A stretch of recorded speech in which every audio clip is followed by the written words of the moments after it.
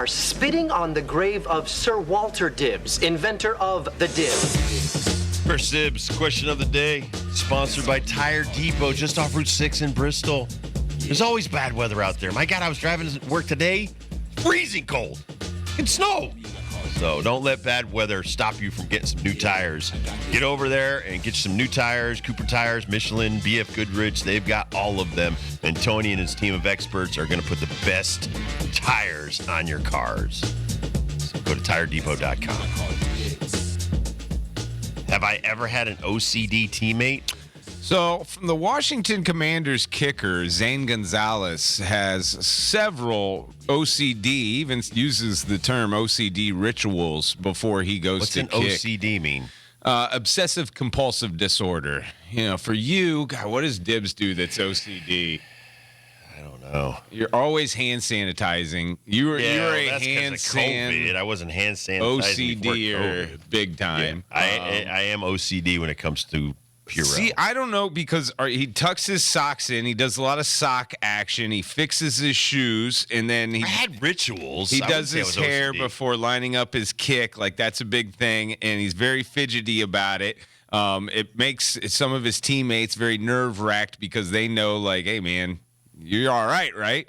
But I was wondering as well, because I wrote this down, OCD versus superstition. Like, Right, because, again, when I played, we went to the park at 2 o'clock in the afternoon, and usually we knew we weren't going to eat again until 10 o'clock after the game. So you had to eat like a steak or pasta or cheeseburgers every day.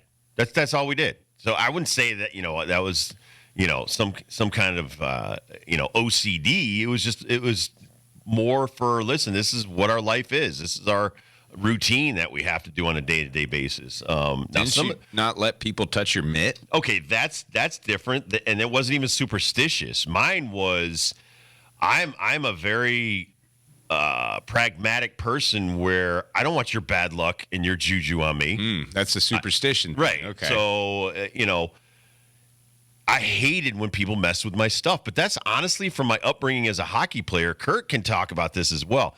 You had to make sure your skates were sharpened all the time before you took to the ice. You taped up your stick. You the way you put your socks and everything. You had to do things quickly a lot of times because you were getting in the locker room. You didn't have enough time. Get the hell out there on the ice because your ice time. You don't want to waste a lot of time. So a lot of stuff was kind of inherent to whatever you're doing. So I don't know if it's I'm compulsive about it. It's just that, listen, it needs to be done. What do you think? Were you a white tape or black tape person on the stick? Ooh, wow. Since I was not very wealthy, any kind of tape. Didn't matter. Why, do you have an Why, you're OCD superstition about that? I had a theory that the black tape hid the puck a little bit.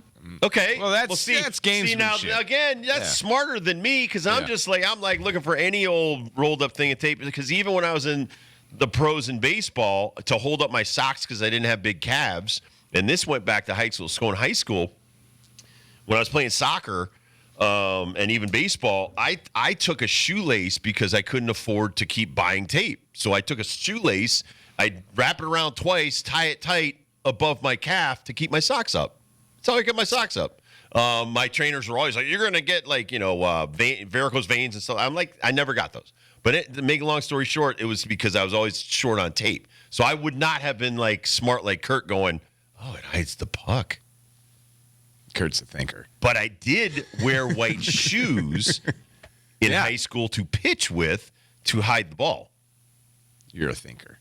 I was Only not a on the thinker. mound. Only on the mound. I kind of thought it was more like deception or cheating. Our thing, I think this was more superstition than it was OCD, but our receiver group in college and then 2 or 3 quarterbacks, we would always have to have our sleeves rolled.